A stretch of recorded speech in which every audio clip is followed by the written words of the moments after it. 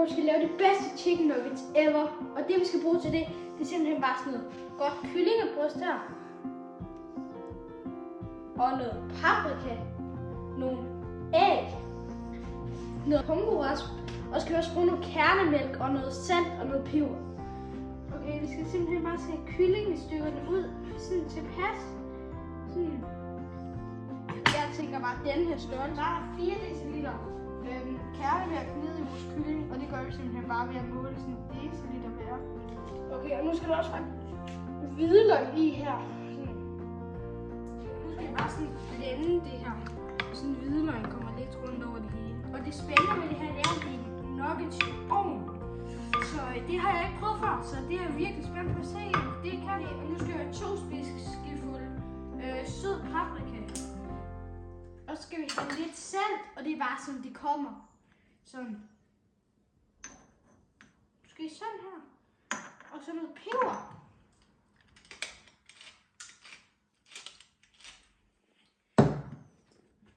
Heri, der har jeg puttet lidt salt, peber, og salt og peber, det tager man bare som det kommer, det som man kan lide.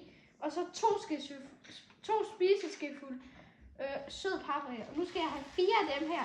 4 deciliter pommes. Nu står jeg simpelthen bare lige og kører det her pommes rundt med en ske, og så skal det bare godt blandes.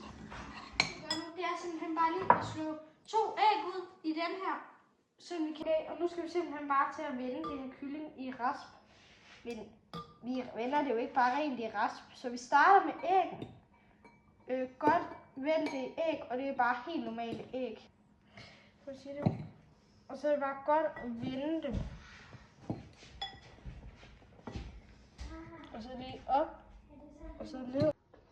Nu skal det i køleskabet 3 timer. Nu er det ved køleskabet 3 timer, og nu skal det i ovnen.